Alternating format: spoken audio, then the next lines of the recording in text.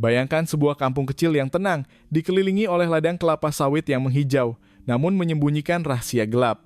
Bukan satu, bukan dua, tetapi 46 mayat manusia ditemui ditanam di bawah tanah di ladang kelapa sawit seorang penduduk kampung.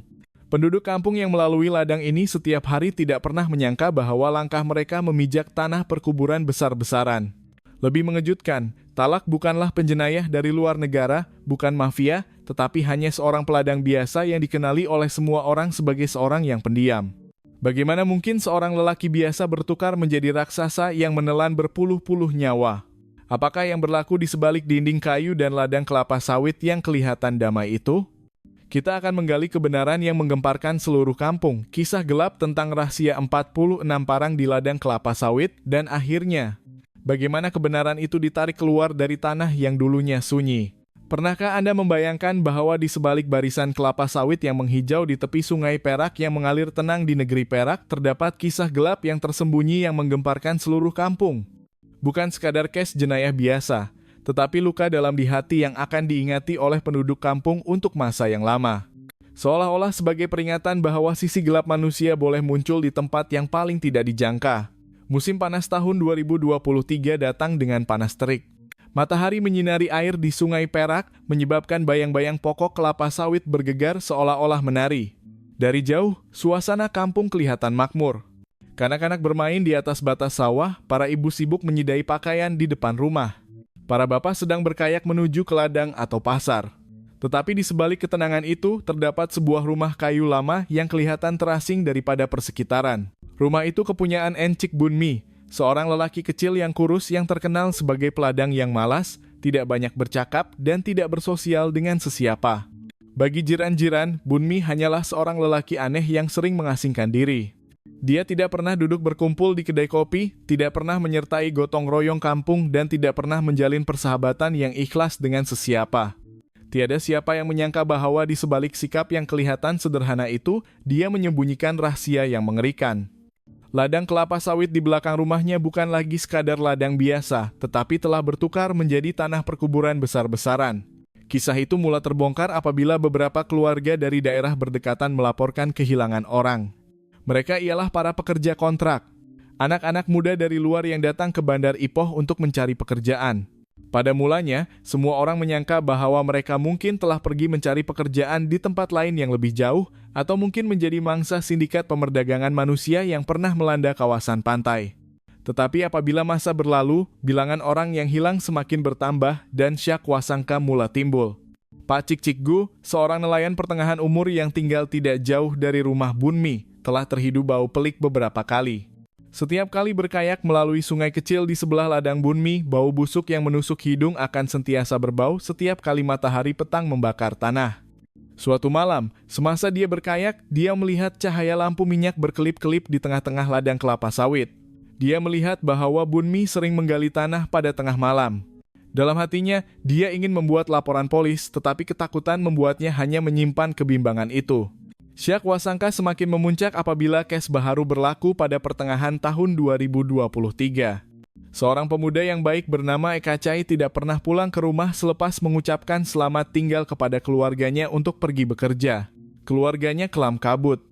Mereka mencarinya di pasar, di pelabuhan, sehingga ke rumah rakan-rakan. Tetapi tiada tanda-tanda. Ibunya, yang teringat bahwa Eka Cai membawa kad bantuan kerajaan bersamanya, mula mengesyaki sesuatu. Dia pergi ke kedai runcit di daerah itu, dan di sana, seorang pekerja kedai bernama Puan Ana berkata bahwa beberapa hari yang lalu, seorang lelaki kecil yang aneh telah membawa kad itu untuk menukar beras. Penerangan tentang lelaki itu, yaitu seorang yang pendek dan kelihatan licik, membuatkan keluarga Eka Cai teringatkan Bunmi serta-merta. Perlahan-lahan tetapi pasti, semua kepingan teka-teki mula menuju ke rumah kayu lama di ladang kelapa sawit itu. Kemudian, apabila pegawai polis datang untuk memeriksa, bau busuk yang pernah dihidu hanya samar-samar kini mengalu-alukan semua orang yang membuka pintu di sana. Kebenaran telah muncul di bawah naungan pokok kelapa sawit yang dulunya memberi keteduhan, menyembunyikan berpuluh-puluh mayat manusia yang telah ditanam selama bertahun-tahun. Dan di tengah-tengah semua itu, nama Bunmi telah didedahkan bukan sebagai seorang peladang biasa, tetapi sebagai syaitan dalam penyamaran manusia. Untuk memahami bagaimana seorang peladang kurus seperti Bunmi boleh menjadi penjenayah berdarah dingin, kita perlu kembali ke permulaan hidupnya. Disitulah terletak akar tragedi ini, yang tidak bermula daripada sesuatu yang besar, tetapi daripada corak asuhan dan luka-luka kecil yang diabaikan. Bunmi dilahirkan pada awal tahun 1970-an di sebuah kampung kecil di tepi Sungai Perak. Dia ialah anak lelaki tunggal dalam keluarga peladang biasa. Ayahnya menyambut kelahiran Bunmi dengan rasa bangga yang amat sangat. Sejak bayi, dia dianggap sebagai orang yang akan membebaskan nasib keluarga. Sayangnya, cinta itu bertukar menjadi terlalu memanjakan. Ayahnya jarang membenarkan Bunmi bekerja keras. Semasa rekan-rekan sebayanya terpaksa membantu di ladang kelapa sawit, Bunmi dibiarkan bebas daripada tanggung jawab. Kadangkala, ayahnya malah mendukung Bunmi berjalan di sekeliling ladang seolah-olah dia ialah seorang putra kecil yang perlu dilayani. Sementara ibunya mengeluh bimbang bahwa anaknya akan membesar tanpa rasa tanggung jawab, tetapi suaranya sering kalah kepada kehendak suaminya. Apabila dia memasuki usia persekolahan, kelemahan Bunmi semakin jelas. Tubuhnya yang kurus dan kecil membuatnya sering diejek oleh rekan-rekannya. Dia dipanggil ikan tulang dan kadangkala dicederakan hanya karena dianggap lemah. Luka itu tersemat dalam hatinya. Apabila pulang ke rumah, dia mengadu dengan marah, tetapi ayahnya menenangkannya dengan kata-kata yang memburukkan lagi keadaan. Jangan pedulikan mereka, anakku, kamu lebih istimewa daripada mereka. Dunia ini akan melayani kamu. Kata-kata itu membuatkan Bunmi berasa istimewa, tetapi pada masa yang sama menyemai benih berbahaya. Dia terbiasa melihat orang lain lebih rendah daripadanya, tetapi sebaliknya, rasa rendah diri masih membesar. Dia mahu dihormati, mahu mempunyai kuasa, tetapi tubuhnya tidak mengizinkan. Konflik inilah yang membuatkan pikirannya semakin keliru. Dari luar, dia kelihatan seorang yang penakut, tetapi di dalam, dia menyembunyikan cita-cita besar untuk memiliki kuasa. Apabila dia memasuki usia remaja, Bunmi menemui jalan keluar dalam buku-buku cerita samseng dan novel seni mempertahankan diri. Daripada mempelajari nilai persahabatan atau keberanian, dia terpikat dengan kisah pengkhianatan, tipu helah, dan pertumpahan darah. Dia membayangkan dirinya sebagai watak yang memegang kuasa ke atas hidup dan mati orang lain. Dalam hayalannya, kuasa tertinggi bukanlah cinta atau keadilan, tetapi hak untuk menentukan nasib orang lain. Sejak itu, Bunmi semakin mengasingkan diri. Dia tidak banyak bergaul dengan sesiapa, tiada kawan rapat, dan menghabiskan sebahagian besar masanya di dalam bilik. Bagi penduduk kampung, dia hanyalah seorang pemuda pemalas yang tidak boleh diandalkan, tetapi mereka tidak tahu bahwa dalam kesunyian itu, Bunmi sedang memupuk dunia khayalan yang gelap di mana dia ialah satu-satunya pemerintah. Ibunya menasihati Bunmi berulang kali, jangan hanya berkhayal, hidup perlu bekerja keras. Tetapi bagi Bunmi, kata-kata ibunya hanyalah angin lalu. Apa yang dia percaya hanyalah kata-kata ayahnya yang memberitahunya sejak kecil bahwa dia ialah orang yang istimewa dan orang lain akan melayaninya. Keinginan untuk mengawal mula muncul dalam perkara-perkara kecil. Dia berasa puas apabila dapat menyuruh kanak-kanak yang lebih muda mengikut arahannya. Sebaliknya, dia akan sangat marah jika ada orang yang menolak. Perlahan-lahan, kepuasan itu bertukar menjadi keperluan. Dia mahu melihat orang tunduk di bawah kuasanya. Apabila memasuki usia dewasa, tabiat itu semakin ganas. Bunmi tidak pernah bekerja sungguh-sungguh menghabiskan hari demi hari. Penduduk kampung berhenti berharap kepadanya, menganggapnya sebagai beban keluarga. Tetapi di sebalik mata yang kelihatan kosong itu, dia menyembunyikan satu obsesi. Suatu hari nanti, dia akan dihormati walau apa cara sekalipun. Kesilapan kecil dalam asuhan, luka di hati akibat diegek, dan tabiat malas yang dipupuk sejak kecil akhirnya bergabung menjadi personaliti yang rapuh dan berbahaya pada masa yang sama. Daripada seorang kanak-kanak yang terlalu dimanjakan, Bunmi membesar menjadi seorang dewasa yang mahu merasai kuasa sepenuhnya. Dan peluang untuk merealisasikan cita-cita gelap itu tiba pada tahun 2022 apabila dia berkahwin dan hidup di bawah tekanan ekonomi. Tiada siapa yang menyangka bahwa corak asuhan yang salah sejak kecil akan melahirkan tragedi manusia yang dahsyat. Benih kegelapan yang pernah disemai akhirnya tumbuh dengan subur, menunggu hari untuk mendedahkan identitinya. Musim hujan baru saja berakhir di negeri Perak. Tanah di sekeliling ladang kelapa sawit Bunmi masih lembab. Parit-parit kecil di sebelah rumah dipenuhi lumpur dan daun-daun reput. Air kotor yang tidak mengalir mengeluarkan bau busuk, membuatkan kawasan belakang rumah tidak sesuai untuk didiami. Bagi kebanyakan keluarga peladang, masalah seperti ini bukanlah sesuatu yang besar.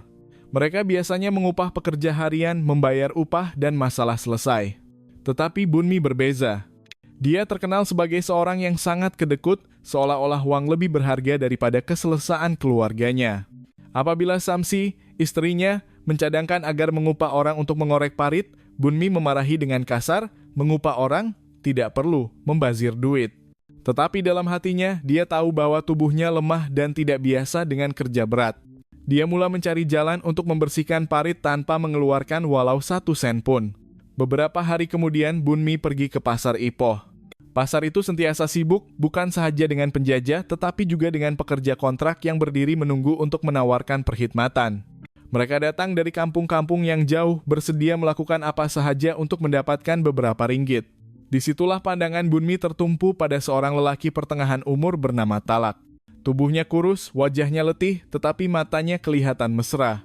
Dia berkata bahwa dia baru sahaja datang dari kampung di seberang sungai dan sangat memerlukan pekerjaan harian. Bagi Bunmi, ini ialah peluang.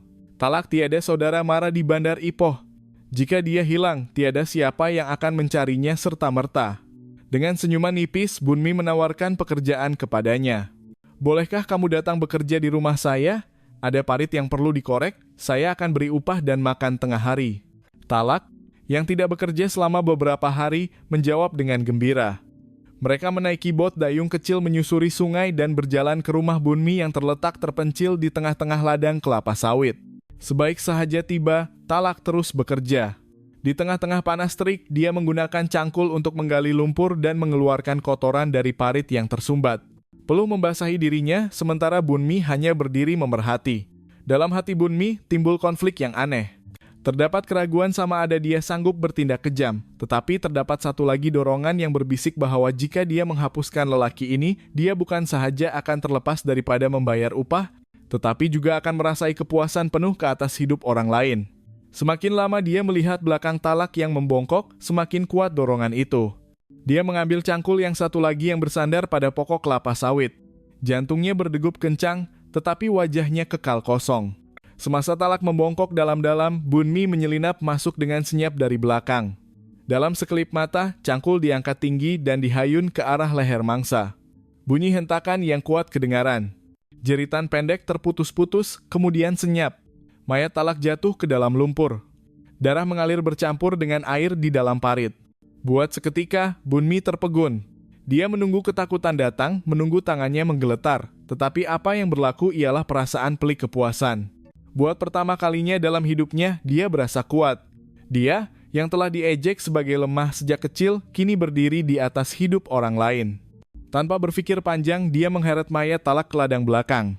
Dengan cangkul yang sama, dia menggali tanah di antara akar pokok kelapa sawit. Lubang itu cetek cukup untuk menanam mayat. Sebaik sahaja selesai, dia menimbus tanah dan menepuknya perlahan-lahan. Anehnya, dia berasa lega seolah-olah baru sahaja menemui jalan keluar untuk semua kekecewaannya. Dari tingkap, Samsi hanya melihat bayangan suaminya berjalan keluar masuk ladang. Dia menyangka Bunmi sedang menyusun sesuatu. Dia tidak pernah menyangka bahwa pada hari itu, suaminya baru sahaja menanam rahasia gelap di bawah pokok kelapa sawit. Pada malam itu, Bunmi duduk di beranda. Dia melihat ke arah ladang dengan perasaan pelik, bukan rasa bersalah, tetapi kepuasan. Dia telah menjimatkan uang, tetapi yang lebih penting dia telah menemui sesuatu yang lebih berkuasa. Kebahagiaan karena dapat mengawal hidup dan mati seseorang. Sejak malam itu pandangannya terhadap orang lain berubah. Setiap kali melihat pekerja kontrak asing yang miskin, dia tidak lagi melihat manusia, tetapi melihat peluang. Peluang untuk memuaskan dorongan gelap yang baru sahaja dikenalinya. Pembunuhan pertama itu telah menjadi pintu gerbang. Daripada seorang pembunuh, Bunmi mula merancang untuk mangsa seterusnya. Dia percaya bahwa cara terpantas untuk mendapatkan tenaga kerja percuma berserta kepuasan ialah melalui kematian orang lain. Dan sejak malam itu, ladang kelapa sawit yang dulunya tenang telah bertukar menjadi pentas gelap. Tiada siapa yang tahu bahwa di sebalik daun kelapa sawit yang menghijau, seorang pembunuh baru sahaja dilahirkan. Sejak hari tanah di ladang kelapa sawitnya menelan mayat Talak, hidup Bunmi telah berubah selama-lamanya.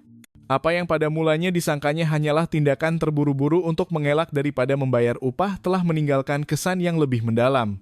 Pada malam itu, dia bukan sahaja menghapuskan seorang pekerja kontrak, tetapi juga menemui sesuatu yang membuatnya berasa hidup buat pertama kalinya.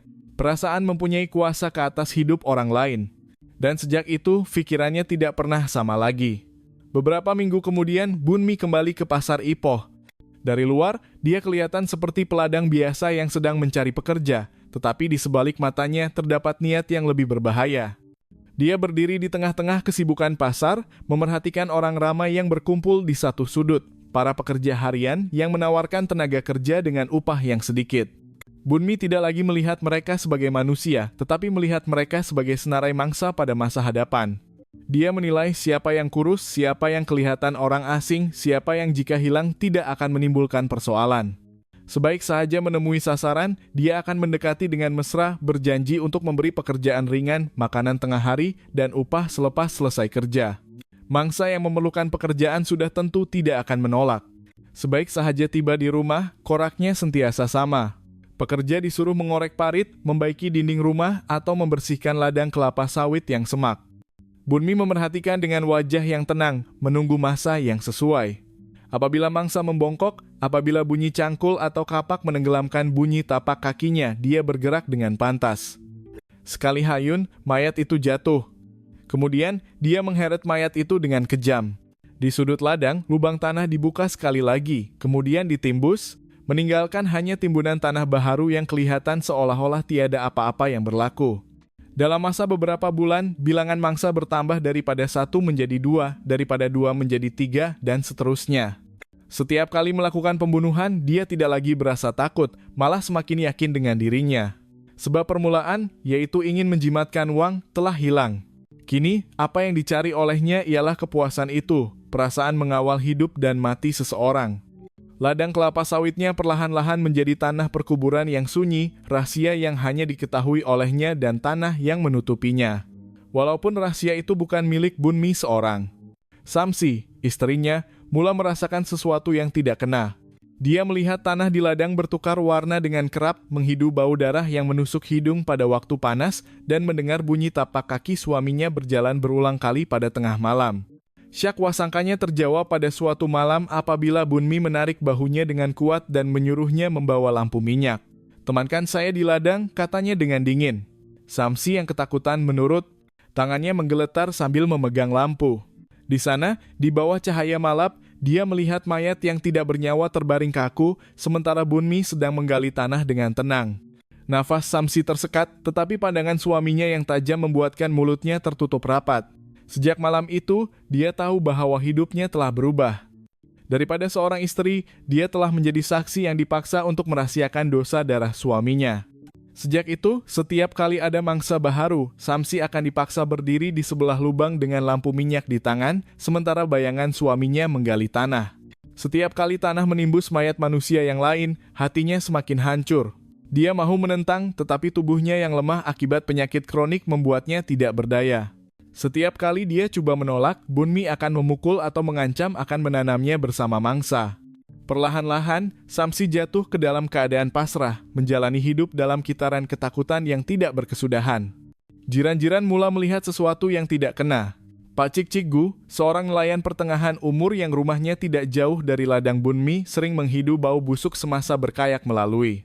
Dia juga pernah melihat cahaya lampu minyak berkelip-kelip di tengah-tengah ladang kelapa sawit pada tengah malam. Dalam hatinya, dia berasa curiga, tetapi mulutnya mendiamkan diri. "Jangan campur urusan orang lain," katanya kepada dirinya sendiri. Dia memilih untuk mendiamkan diri walaupun perasaan curiga mengganggu tidurnya sepanjang masa.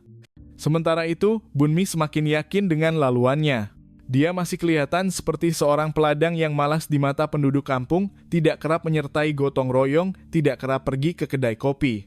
Tiada siapa yang menyangka bahwa setiap langkahnya ke pasar ialah langkah seorang algojo yang sedang memilih mangsa. Setiap pembunuhan memberi dua manfaat kepadanya, tenaga kerja percuma dan kepuasan. Semakin lama, dorongan itu bertukar menjadi ketagihan. Dia merasakan dirinya ditakdirkan untuk menjadi pemerintah ke atas orang yang dianggap tidak berharga. Samsi pula semakin tenggelam dalam rasa bersalah. Setiap malam selepas memegang lampu minyak, dia akan menangis senyap-senyap, takut roh-roh itu akan menghantuinya. Pernah sekali, dia menulis message ringkas di atas sehelai kertas kecil untuk meminta bantuan, berharap dapat menyerahkannya kepada orang yang pergi ke pasar, tetapi ketakutan membuatkan tangannya menggeletar. Dia membayangkan suaminya menemui surat itu dan ancaman serta-merta terlintas di pikirannya.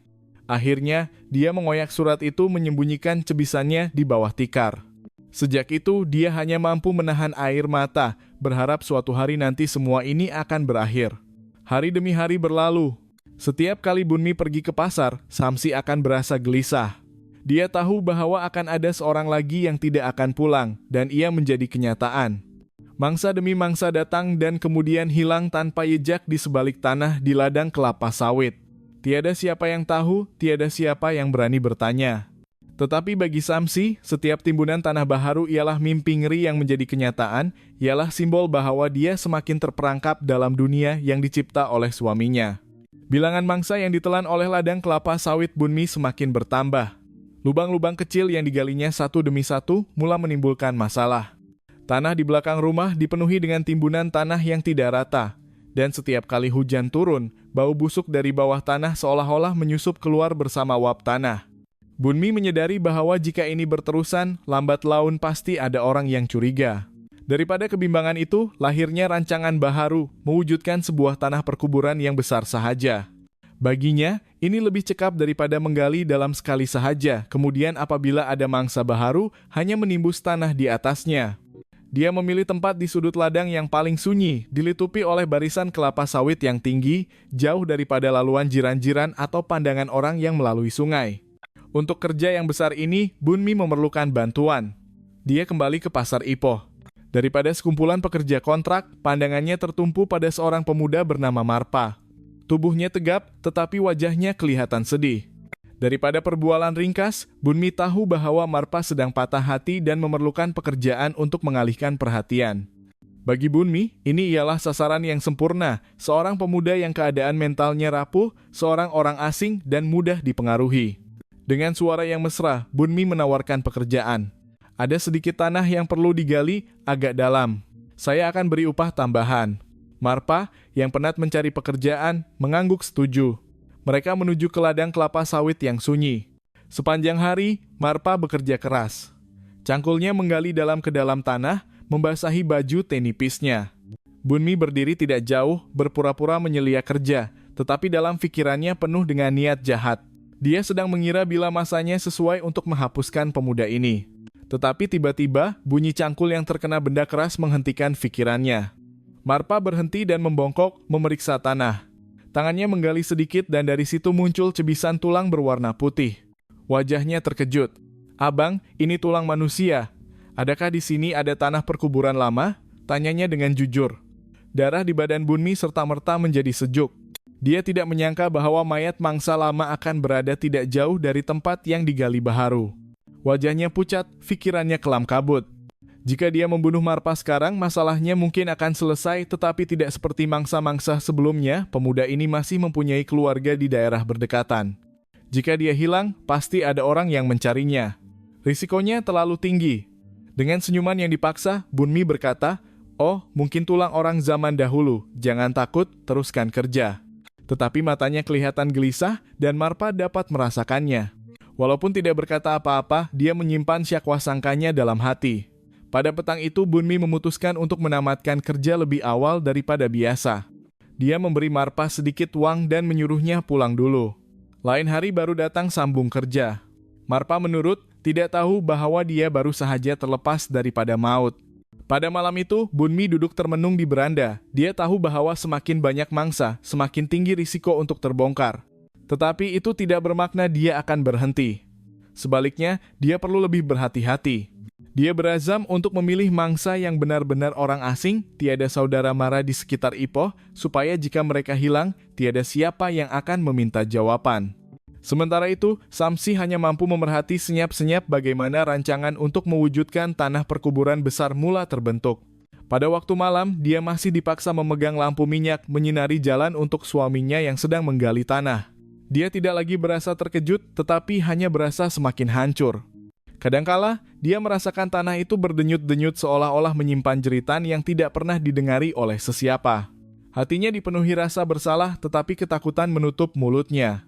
Dia mahu menentang, tetapi tubuhnya lemah. Pernah sekali, dia berniat untuk melarikan diri, tetapi langkahnya terhenti apabila melihat pandangan Bunmi. Mata itu penuh dengan ancaman seolah-olah memberitahu bahwa jika dia berani melarikan diri, dia sendiri akan menjadi mangsa seterusnya. Di luar rumah, kabar angin tentang orang hilang semakin bertambah. Pekerja-pekerja dari seberang sungai tidak pulang, pemuda yang pernah dilihat di pasar tiba-tiba hilang. Orang ramai berbisik-bisik ada yang menyalahkan sindiket pemerdagangan manusia yang melanda kawasan pantai. Polis menerima laporan tetapi tiada petunjuk yang jelas. Semuanya berakhir di atas timbunan kertas kerja. Sementara itu, lubang besar di ladang kelapa sawit semakin membesar, menelan hidup orang demi orang. Dan di atas tanah yang lembab itu, seorang wanita muda yang lemah berdiri memegang lampu dengan tangan yang menggeletar, menyadari bahwa rumahnya telah bertukar menjadi pintu neraka. Berita orang hilang di sekitar Ipoh semakin kerap didengari. Di pasar, penjajah berbisik bahwa terdapat pekerja dari seberang sungai yang tidak pulang, terdapat pemuda yang mengucapkan selamat tinggal kepada keluarga untuk pergi mencari pekerjaan kemudian hilang tanpa jejak. Pada mulanya, mereka menyangka itu hanya kebetulan, tetapi semakin lama bilangannya terlalu banyak untuk diabaikan. Satu demi satu, keluarga datang ke balai polis daerah Ipoh dengan kisah-kisah yang penuh dengan kesedihan. Mereka menceritakan bahwa anak lelaki, suami, atau saudara mara mereka dilihat kali terakhir di pasar Ipoh dengan harapan untuk mendapatkan pekerjaan harian, kemudian hilang. Tiada message, tiada kabar, hanya kesunyian yang menghancurkan hati mereka. Di atas meja kerja penolong penguasa Catiri, timbunan laporan yang tinggi seperti gunung. Dia telah bekerja dalam bidang jenayah selama bertahun-tahun, tetapi kali ini berbeza. Korak yang berlaku membuatnya berasa bimbang. Semua mangsa ialah orang asing, kebanyakannya lelaki dewasa, datang mencari pekerjaan kemudian hilang. Tiada saksi yang jelas, tiada tempat kejadian yang pasti. Sesetengah keluarga baru melaporkan selepas beberapa minggu berlalu, membuatkan pengesanan menjadi lebih sukar. Polis mencoba pelbagai cara. Mereka menyoal siasat penjajah, pekerja di pasar, atau malah nelayan yang melalui sungai. Jawaban yang diterima selalunya samar-samar. Sesetengah orang berkata bahwa mangsa mungkin telah pergi ke kampung lain, sesetengah orang mengesyaki bahwa mereka mungkin telah ditangkap oleh geng penjenayah. Andaian terakhir agak berat karena kawasan pantai merupakan tempat penyeludupan buruh haram. Beberapa kali, pegawai ditempatkan di pelabuhan, memeriksa bot, tetapi tidak menemui apa-apa. Kes-kes ini seolah-olah ditelan hilang dalam kabus tanpa arah. Sementara polisi sibuk dengan pemeriksaan di laut dan laluan air, Bunmi berasa semakin selamat. Dia mendengar berita bahwa pegawai sedang menuduh sindiket pemerdagangan manusia dan dalam hatinya, dia ketawa dengan puas. Bagus, biarkan mereka mencari di tempat yang salah, pikirnya. Ladangnya tetap tenang, sementara lubang besar di belakang rumah semakin dalam, menelan mangsa demi mangsa. Tetapi tidak semua orang buta sepenuhnya. Pacik Cikgu, seorang nelayan yang tinggal tidak jauh dari ladang Bunmi, mula berani bercakap. Dia memberitahu beberapa jiran bahwa dia sering menghidu bau pelik dari arah ladang atau malah melihat cahaya lampu minyak berkelip-kelip pada tengah malam. Tetapi orang ramai hanya menepuk bahunya dan berkata, jangan menuduh sesiapa sebarangan, nanti kena saman fitnah pula kalau tiada bukti. Syakwa sangka Pak Cikgu berakhir hanya sebagai habar angin yang tidak pernah disambung. Di dalam rumah kecil itu Samsi semakin tenggelam dalam ketakutan. Setiap kali suaminya pergi ke pasar, dia tahu bahwa akan ada nyawa baharu yang hilang. Malam demi malam dia terpaksa menghadapi kengerian, memegang lampu minyak sementara suaminya menimbus tanah yang lembab. Wajahnya pucat, matanya bengkak, tetapi mulutnya tertutup rapat. Dia tahu bahwa hanya satu perkataan sahaja boleh menyebabkan dia ditanam bersama. Penolong penguasa Catiri sendiri tidak dapat tidur. Dia merasakan ada sesuatu yang tidak kena. Suatu malam, dia membuka timbunan dokumen sekali lagi, menandakan titik di mana mangsa hilang di atas peta. Semuanya mempunyai titik persamaan yang sama, pasar Ipoh. Dia mencatat nota ringkas di sebelah kertas, jika bukan sindiket di laut, mungkin seseorang di darat mengambil kesempatan. Perlu diperhatikan dengan lebih dekat. Catatan itu ringkas, tetapi menjadi cahaya pertama dalam pikirannya. Di luar sana, keluarga mangsa masih menunggu, ada ibu yang menangis di beranda rumah, ada istri yang menatap pintu yang tidak pernah diketuk oleh sesiapa lagi. Bunyi doa di surau kampung kedengaran setiap malam, memohon agar mereka yang hilang ditemui. Tetapi sehingga saat itu, jawaban masih belum tiba. Dan sementara polis masih mencari di arah laut, jawaban yang sebenar tersembunyi di darat, di sebalik barisan kelapa sawit di ladang seorang peladang yang kelihatan biasa, tetapi telah menyemai rahasia yang paling gelap di dalam tanahnya secara senyap-senyap. Lubang besar di ladang kelapa sawit Bunmi semakin penuh. Setiap kali dia membawa pekerja pulang, ladang itu seolah-olah menelan mereka tanpa jejak. Tiada lagi keraguan di tangannya. Pembunuhan telah menjadi kebiasaan, malah rutin harian. Jika dahulu dia masih perlu berpikir panjang, tetapi kini semuanya berjalan dengan pantas dan dingin. Di matanya, pekerja-pekerja itu tidak berbeza daripada bayang-bayang yang berlalu. Kewujudan mereka tidak penting. Bunmi merasakan dirinya semakin kuat. Dia membandingkan tindakannya dengan hasil tuaian peladang. Orang lain menuai kelapa sawit, aku menuai nyawa, katanya. Kesombongan itu membuatkannya percaya bahwa ladangnya ialah kubu yang tidak akan dapat ditembusi oleh undang-undang. Setiap cangkul yang dihayunnya, setiap tanah yang ditimbusnya, baginya hanyalah sebahagian daripada kerja harian. Tetapi di sebalik semua itu, Samsi semakin hancur. Tubuhnya yang lemah membuatkannya tidak berdaya untuk menentang, sementara ancaman Bunmi menutup semua harapan untuk melarikan diri. Dia tidak lagi menangis dengan kuat. Air matanya kini mengalir senyap-senyap di sudut rumah. Dalam pikirannya, seolah-olah dia sedang berjalan di atas tanah perkuburan setiap hari. Rasa bersalah bertimbun, tetapi ketakutan membuatnya mendiamkan diri. Dia tidak mempunyai sesiapa untuk dipercayai. Dan setiap kali melihat mata suaminya, dia menyadari bahwa hidupnya tergantung pada kesabaran yang rapuh. Sementara itu, laporan orang hilang yang dihantar ke Balai Polis daerah Ipoh semakin bertimbun. Penolong penguasa Catiri mula mengetepikan hipotesis asal tentang jenayah di laut. Terlalu banyak mangsa yang dilihat kali terakhir di pasar Ipoh dan terlalu sedikit bukti yang menunjuk ke arah pelabuhan. Dia percaya bahwa ada sesuatu yang berlaku di darat. Catiri mengubah taktik. Dia mengeluarkan arahan agar pasukannya menyamar. Sesetengah pegawai dihantar ke pasar sebagai kuli, sesetengah menyamar sebagai penjajah kecil atau malah berpura-pura menjadi pekerja daripada kampung lain. Tujuannya jelas, memerhatikan sama ada orang yang menawarkan pekerjaan dengan cara yang mencurigakan. Hari demi hari, laporan daripada pasukan yang menyamar mula masuk. Mereka mencatat senarai orang yang sering membawa pekerja dari pasar, tetapi kebanyakannya hanyalah peladang biasa yang benar-benar memerlukan tenaga kerja. Namun, terdapat satu catatan yang membuatkan Catiri berhenti. Seorang lelaki yang pendek dan bermuka muram tidak banyak bercakap dengan penjajah lain, tetapi pernah dilihat membawa pekerja asing pulang bersamanya beberapa kali. Siapa orang ini? Tanya Catiri.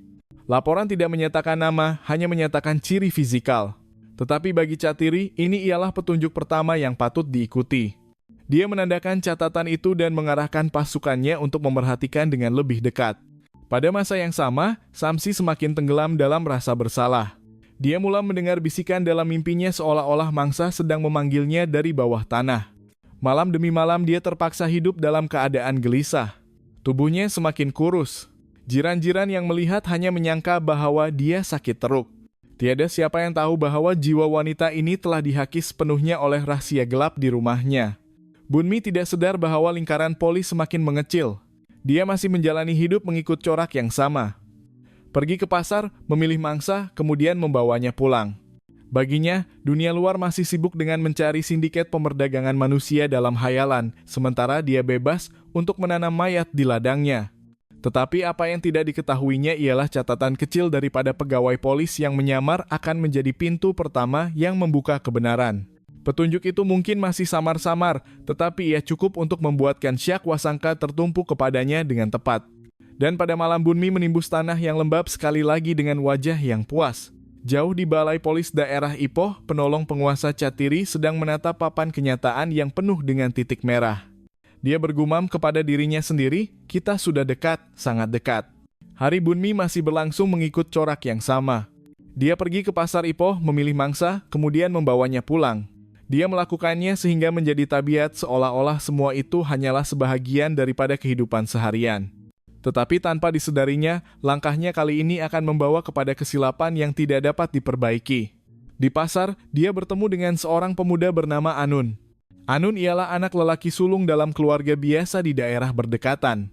Dia seorang yang rajin, terkenal sebagai seorang yang baik hati dan sedang berusaha untuk mengumpul uang untuk membiayai majelis perkawinan adiknya. Sebelum meninggalkan rumah, ibunya telah meninggalkan kad pengenalan dan surat kecil di dalam poket bajunya. Jika kamu singgah di kedai, gunakan kad ini untuk membeli beras, ya anakku. Beras di rumah kita sudah hampir habis, kata ibunya dengan suara yang lembut. Bunmi mendekati Anun dengan wajah yang berpura-pura mesra. Ladang saya perlu dibersihkan sedikit. Abang ada kerja sikit di ladang. Kamu berminat nak kerja sehari? Ada nasi, ada upah sikit, katanya. Anun yang lurus bendul bersetuju, gembira karena mendapat pekerjaan pada hari itu. Sebaik sahaja tiba di ladang, corak yang sama berulang lagi. Anun bekerja di tengah panas, tangannya cekap menebas rumput. Bunmi menunggu masa yang sesuai, dan apabila tiba masanya, dia menghayun cangkul. Mayat Anun rebah senyap, tiada jeritan. Bunmi mengheret mayat mangsa ke lubang besar di belakang rumah dengan dingin. Semasa dia menyeluk poket mangsa, dia menjumpai kad pengenalan bersama surat daripada Ibu Anun. Bunmi merenung barang-barang itu lama. Dia tahu itu berbahaya karena tertera nama dan alamat. Tetapi ketamakan menguasai dirinya. Dengan kad ini, aku dapat beras percuma, gumamnya. Dia menyimpan kad itu ke dalam poketnya, sambil menenangkan dirinya bahwa tiada siapa akan tahu. Beberapa hari kemudian, keluarga Anun mula berasa bimbang. Dia belum pulang, dan ibunya teringat kata-kata terakhir anaknya yang membawa kad pengenalan untuk membeli beras. Mereka pergi ke kedai runcit. Jawaban pekerja kedai mengejutkan mereka. Beberapa hari yang lalu, seorang lelaki yang pendek dan bermuka muram telah menggunakan kad atas nama Anun di situ, mengatakan bahwa Anun menyuruhnya. Keluarga itu serta-merta merasakan ada sesuatu yang tidak kena.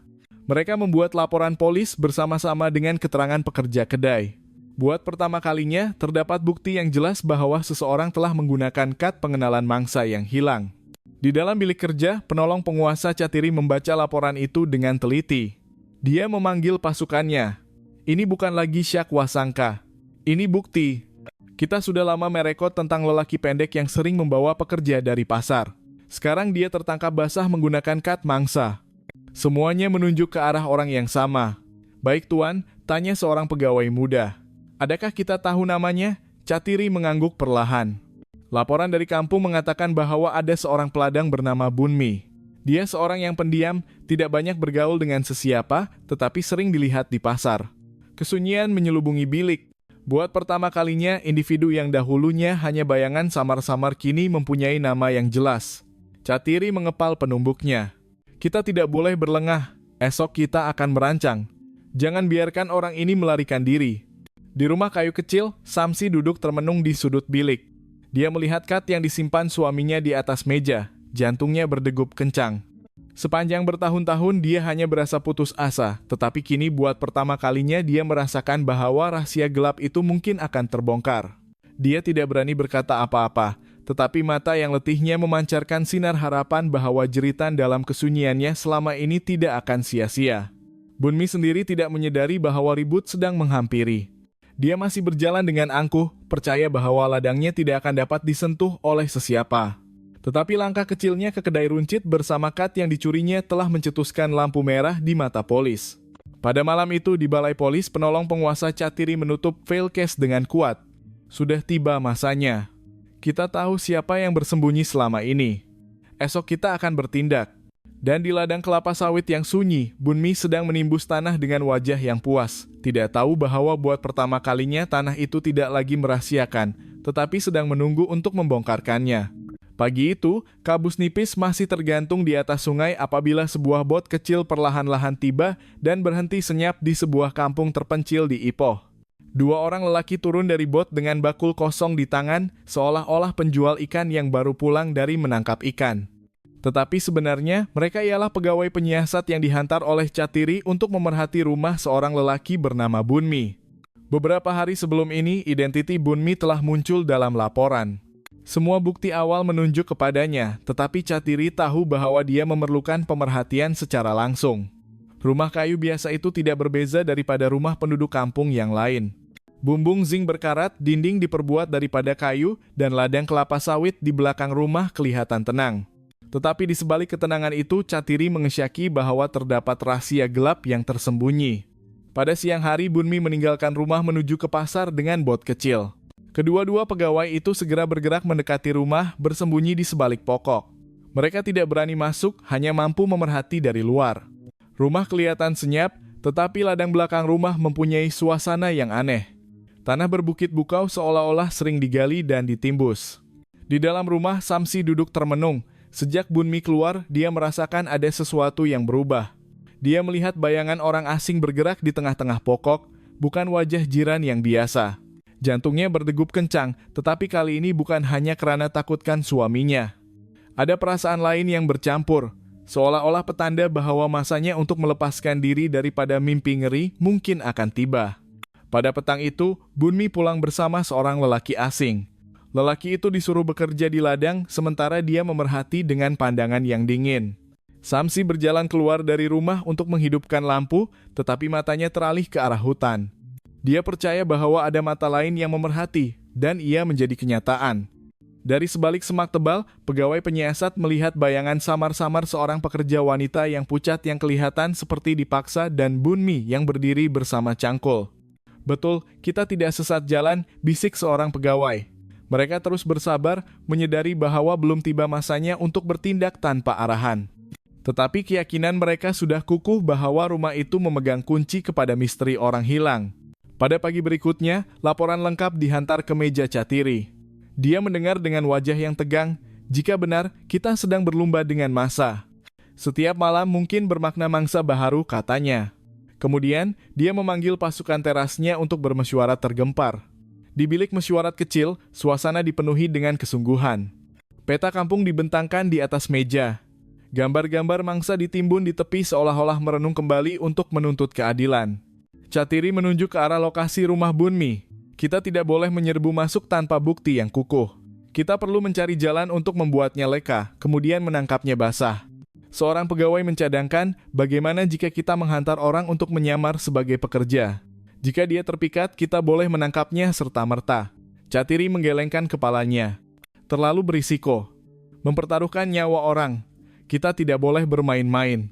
Mereka merangka rancangan baharu, memperketatkan lingkaran pemerhatian, mendekati penduduk kampung di kawasan itu untuk mendapatkan keterangan sambil memerhatikan setiap langkah Bunmi. Jika dia melakukan kesilapan walaupun sedikit, polis bersedia untuk menutup laluannya serta-merta. Di kampung, Samsi semakin gelisah. Dia mulai menyadari bahwa ada orang luar yang sedang memerhati dan itu memberinya sedikit harapan. Dengan senyap, dia coba menghantar isyarat. Semasa menyidai pakaian, dia menggantung sehelai kain putih di ujung ampaian, berharap ada orang yang melihat.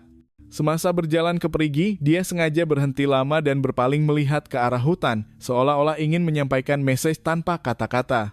Pegawai yang memerhati merekod pergerakan itu, "Wanita itu tidak bersalah, dia meminta bantuan," kata seorang pegawai perlahan. Rekod ini dihantar ke tangan Catiri serta-merta. Dia berdiam diri seketika, kemudian berkata, "Jika benar, dia mungkin saksi penting. Kita perlu pastikan dia selamat." Sementara itu, Bunmi masih sibuk dengan dunianya sendiri. Dia tidak melihat kain putih yang disidai, tidak melihat mata istrinya memandang ke arah hutan lama, dan tidak mengesyaki bayangan aneh yang bergerak sekali-sekala. Baginya, semuanya masih sama. Orang luar tidak pernah berminat dan ladangnya akan menjadi rahasia selama-lamanya. Tetapi hakikatnya berbeza. Lingkaran undang-undang semakin mengecil.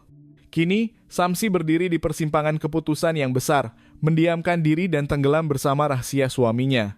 Atau membuka pintu yang akan menghentikan semua ini. Dan di balai polis, penolong penguasa Catiri sedang melihat peta dengan mata yang tajam, percaya bahwa jawaban kepada misteri terbesar di Ipoh hanya sejauh menghulurkan tangan. Pada malam itu, bilik mesyuarat balai polis daerah Ipoh dipenuhi dengan wajah yang tegang. Peta kampung terpensil dibentangkan di atas meja. Bulatan merah ditandakan di rumah kayu Bunmi. Gambar-gambar mangsa yang hilang ditimbun di tepi, seolah-olah merenung untuk menuntut keadilan. Penolong penguasa Catiri berdiri tegak. "Esok kita akan bergerak. Setiap malam kita berlengah bermakna ada nyawa baharu yang terancam," katanya dengan suara yang lantang. Rancangan serangan dibahagikan dengan terperinci. Pasukan pertama akan ditempatkan di laluan tepi sungai, menyamar sebagai nelayan malam. Pasukan kedua akan mengintai dari laluan kecil yang menuju ke kampung, berpura-pura menjadi penduduk kampung yang datang mencari kayu api.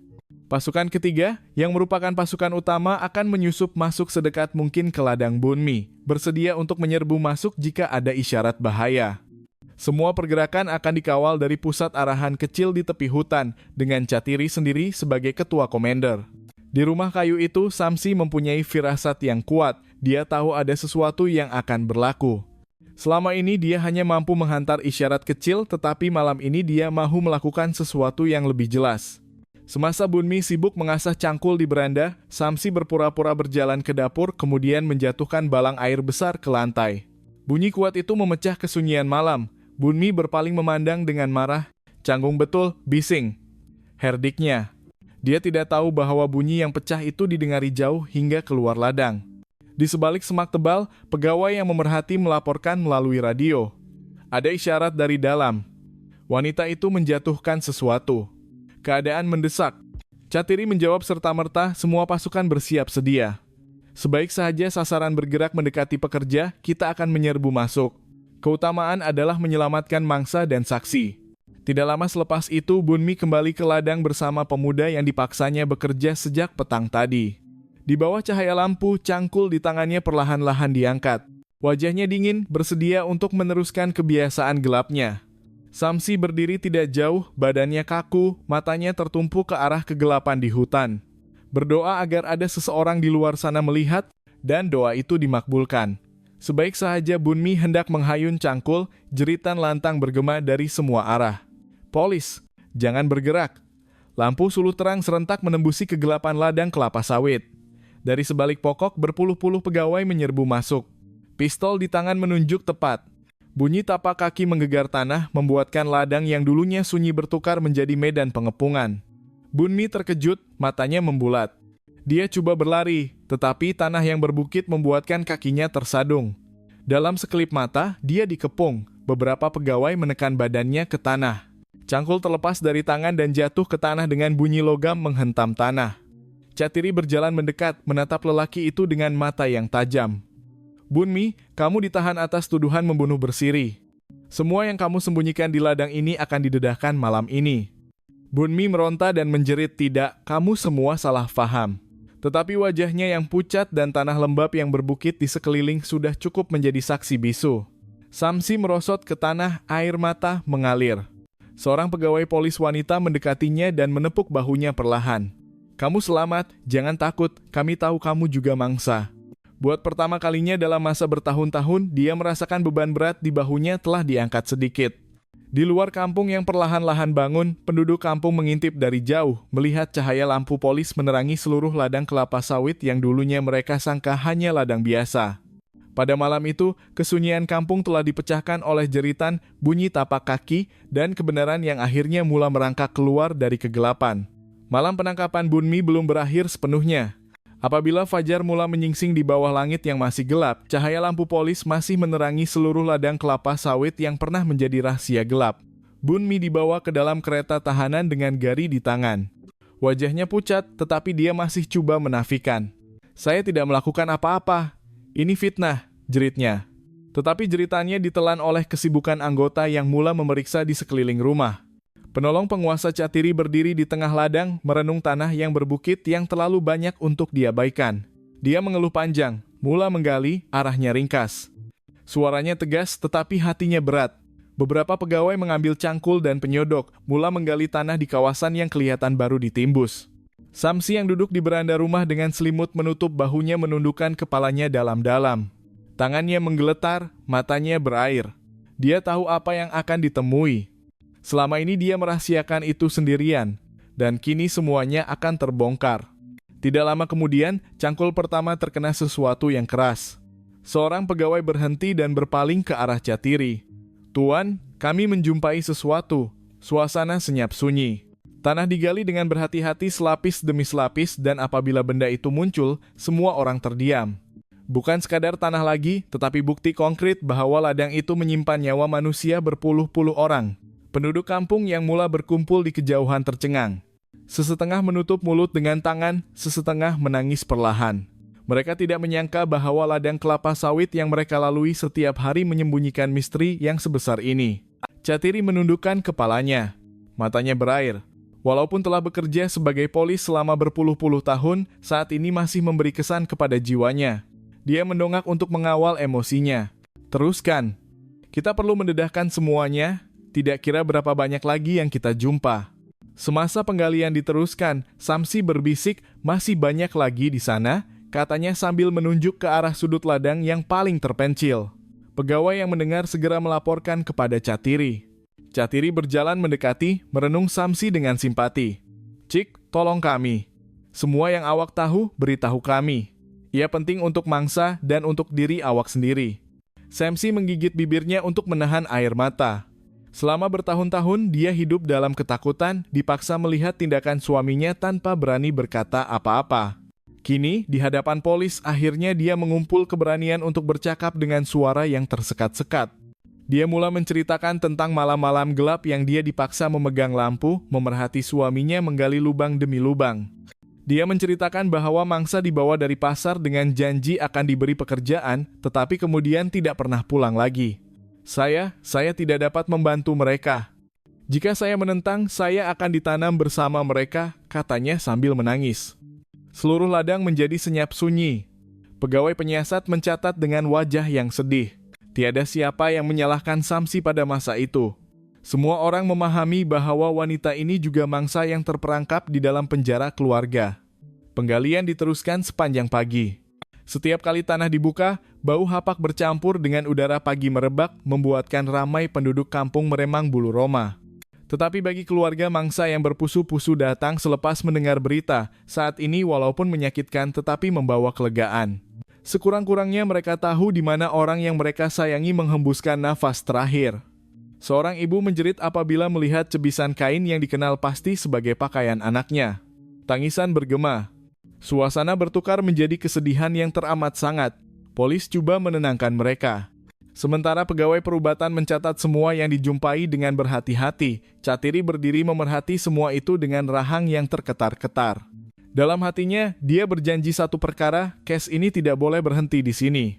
Kebenaran perlu didedahkan sepenuhnya, dan pesalah mesti dihukum seberat-beratnya. Samsi walaupun masih menangis, tetapi berasa lega sedikit. Beban yang dipikulnya selama bertahun-tahun perlahan-lahan diangkat. Dia tahu bahwa jalan di hadapannya tidak mudah. Dia perlu memberikan keterangan menghadapi soalan masyarakat atau diuji oleh orang yang tidak tahu kisah sebenar. Tetapi pada malam itu, sekurang-kurangnya dia telah melangkah keluar daripada kitaran kesunyian yang telah membelenggunya selama ini. Apabila matahari muncul dari belakang pokok kelapa sawit, akhirnya ladang itu telah berubah. Daripada tempat yang pernah menyembunyikan rahasia yang gelap, kini ia telah menjadi tapak penggalian besar-besaran yang mendedahkan kebenaran. Dan bagi penduduk kampung, pemandangan yang dilihat akan menjadi luka sejarah yang tidak akan dilupakan. Bahwa di atas tanah mereka pernah ada sebuah rumah kecil dengan ladang kelapa sawit yang menyembunyikan jenayah yang melampaui imajinasi. Bilik soal siasat Balai Polis Daerah Ipoh pada malam itu dingin dan sunyi. Cahaya neon putih terpantul di meja yang kosong. Di satu sisi, Bunmi duduk dengan tangan bergari, wajahnya lesu, tetapi bibirnya masih mengukir senyuman sinis. Di sisi lain, penolong penguasa Catiri bersama dua pegawai penyiasat kanan sedang merenungnya dengan mata yang tajam. Bunmi, Catiri memulakan perbualan. Nada suaranya tenang tetapi menghiris. Kami menemui banyak bukti di ladang awak, timbunan tanah, pakaian mangsa, dan kad pengenalan Anun yang awak gunakan di kedai runcit. Awak masih mahu mengatakan awak tidak tahu apa-apa? Bunmi bersandar di kerusi dan ketawa perlahan. Itu semua hanya kebetulan. Orang-orang itu datang kemudian pergi sendiri. Jika mereka hilang, itu salah mereka sendiri. Jangan salahkan saya. Seorang pegawai muda menghentak meja. Cukup menipu. Ada saksi yang melihat awak membawa mereka dari pasar. Suaranya bergetar dengan marah. Tetapi Bunmi masih tenang. Dia memandang Catiri dengan pandangan yang mencabar. Walaupun mereka benar-benar hilang, apa bezanya? Mereka hanya orang miskin, orang asing. Siapa yang akan memikirkan mereka lama-lama? Kata-kata itu membuatkan seluruh bilik menjadi sunyi. Malah pegawai yang berpengalaman pun terpaksa mengetap rahang untuk menahan kemarahan mereka. Catiri mengeluh panjang lalu berkata perlahan tetapi tegas. Kata-kata awak akan direkodkan. Dan ia akan menjadi bukti bahwa awak tidak mempunyai rasa kesal walaupun sedikit pun. Di dalam bilik yang berbeza, Samsi duduk dikawal oleh seorang polis wanita. Wajahnya pucat, badannya menggeletar, tetapi malam itu dia coba untuk menjadi kuat. Apabila Catiri masuk menemuinya, dia menundukkan kepalanya dan berbisik, "Saya bersedia untuk menceritakan segalanya." Keterangannya mengalir keluar perlahan-lahan, tetapi jelas. Dia menceritakan bagaimana selama bertahun-tahun dia terpaksa melihat suaminya membawa orang dari pasar dengan janji akan diberi pekerjaan. Dia tidak dapat menghalang karena setiap kali coba menolak, dia akan diancam akan menghadapi nasib yang sama. "Saya selalu melihat tanah baru ditimbus di ladang. Saya tahu apa maksudnya," katanya sambil menangis. Tangannya meramas kain selimut dengan kuat. Suaranya serak, saya tidak tahu jumlah yang tepat, tetapi saya boleh menunjukkan tempat di mana dia selalu menggali. Pegawai muda yang sedang mendengar menundukkan kepalanya. Dia menutup matanya seketika, seolah-olah membayangkan penderitaan yang Samsi terpaksa tanggung seorang diri. Polis wanita yang berada di sebelahnya memegang tangannya dengan kuat untuk memberi semangat. Catiri mengangguk perlahan. Terima kasih, Cik Samsi. Keterangan awak sangat penting, awak bukan pesalah. Awak juga mangsa. Dan malam ini awak telah membantu banyak keluarga mendapat jawaban. Di bilik soal siasat, Bunmi masih mengekalkan sikap sombongnya. Apabila ditanya bagaimana perasaannya karena telah memusnahkan berpuluh-puluh keluarga, dia hanya mengangkat bahu. Bukan urusan saya. Hidup dan mati orang lain bukan beban saya. Catiri merenungnya lama kemudian bangun berdiri. Pengakuan awak tidak diperlukan lagi. Bukti dan keterangan sudah cukup. Awak akan menghadapi mahkamah. Dan di sana semua orang akan mendengar siapa diri awak yang sebenar. Siasatan pada malam itu berakhir dengan keletihan emosi. Pegawai berjalan keluar dari bilik satu demi satu. Sesetengah menundukkan kepala, sesetengah memandang tanpa arah. Seorang pegawai muda berbisik perlahan, "Saya tidak pernah membayangkan ada orang yang boleh berhati dingin seperti ini selepas memusnahkan nyawa orang." Catiri menepuk bahunya. Kita telah melihat sisi yang paling gelap manusia, tetapi tugas kita bukan hanya menangkap pesalah, tetapi memastikan bahwa suara mangsa tidak akan dilupakan. Di luar, azan subuh mula berkumandang. Langit Bandar Ipoh perlahan-lahan bertukar menjadi jingga. Di sebalik tirai besi, Bunmi masih tersenyum sinis, seolah-olah percaya bahwa dirinya tidak akan dapat disentuh. Tetapi Catiri tahu bahwa masa akan membuktikan segalanya. Undang-undang dan keadilan sedang bergerak dan senyuman itu akan hilang tidak lama lagi. Hari perbicaraan tiba dan sejak awal pagi jalan yang menuju ke Mahkamah Tinggi Ipoh dipenuhi dengan orang ramai. Penduduk kampung dari pelbagai daerah berpusu-pusu datang. Sesetengah datang karena ingin tahu, sesetengah datang dengan kemarahan dan kesedihan yang bercampur. Mereka mahu melihat dengan mata sendiri siapa orang yang didakwa sebagai puncak kehilangan nyawa berpuluh-puluh orang di kawasan mereka.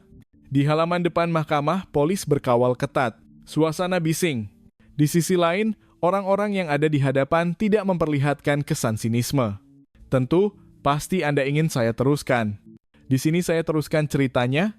Ada yang berjualan dagangan di depan.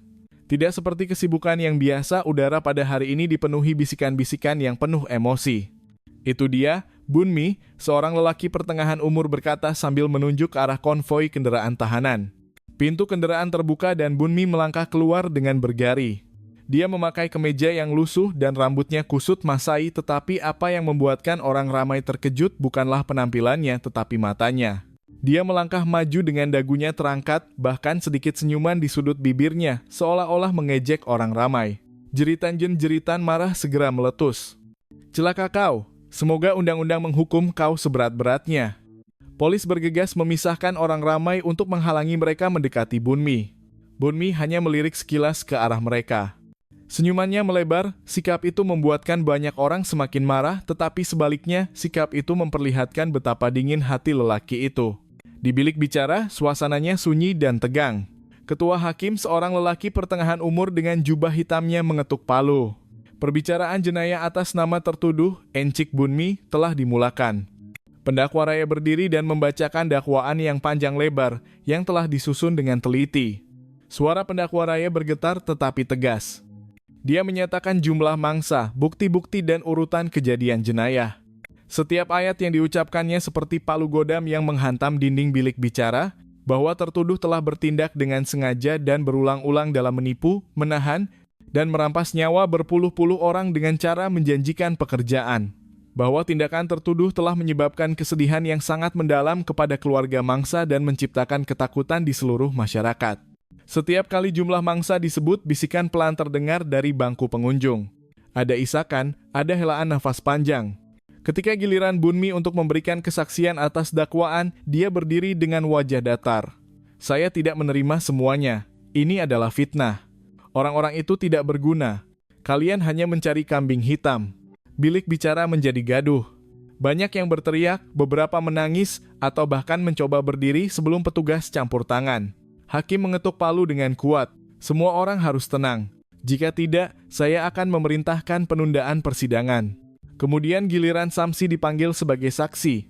Dia masuk dengan langkah yang lemah, didampingi oleh seorang polisi wanita. Wajahnya pucat dan matanya bengkak. Ketika duduk di bangku saksi, dia menundukkan kepalanya dalam-dalam, tangannya meremas ujung kerudungnya dengan erat. Hakim bertanya dengan nada lembut, "Cik Samsi, apakah Anda bersedia memberikan kesaksian di bawah sumpah?" Samsi mengangguk perlahan. Suaranya hampir bisikan, "Bersedia, Tuan." Dan sejak saat itu, bilik bicara dipenuhi dengan keheningan yang dipecahkan hanya oleh suara yang bergetar darinya. Dia menceritakan bagaimana sejak awal pernikahan, dia harus hidup dalam ketakutan. Bagaimana Bunmi berubah menjadi iblis di balik pintu kayu. Dia dipaksa melihat para korban yang datang dengan harapan mendapat pekerjaan tetapi tidak pernah keluar lagi. "Saya ingin membantu tetapi setiap kali saya mencoba berbicara, saya diancam akan ikut dikubur. Saya hanya bisa menangis dan berharap suatu hari nanti ada orang yang tahu," katanya sambil terisak. Tangisan terdengar dari bangku penonton, terutama keluarga para korban.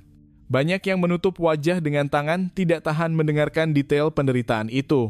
Bahkan hakim sendiri harus menghentikan persidangan sejenak agar Samsi dapat memulihkan emosinya. Bunmi yang duduk di kursi pesakitan hanya tersenyum sinis. Matanya kosong tetapi sombong, seolah-olah apa yang dikatakan Samsi hanyalah dongeng untuk membantu dirinya sendiri. Sikap itu semakin memicu kemarahan publik di bilik bicara. Kemudian pendakwa menampilkan bukti-bukti, kad pengenalan para korban, pakaian yang ditemukan, dan foto-foto timbunan tanah di ladang. Setiap kali bukti ditampilkan, suasananya semakin terasa berat. Pada akhirnya, hakim berkata dengan nada yang berat, "Kasus ini bukan hanya pelanggaran pidana biasa, tetapi ini adalah luka besar bagi masyarakat. Pengadilan ini tidak hanya akan menghukum kesalahan tertuduh, tetapi juga menjadi saksi bahwa kegelapan dapat tumbuh di tempat yang kita pikir aman." Kata-kata itu menegaskan betapa besar dampak dari kasus ini. Semua orang yang berada di sana merasa bahwa persidangan pada hari itu bukan hanya hukuman bagi satu orang, tetapi juga pemulihan keyakinan masyarakat terhadap keadilan. Ketika persidangan pada hari itu berakhir, Samsi dipapah keluar dengan tubuh yang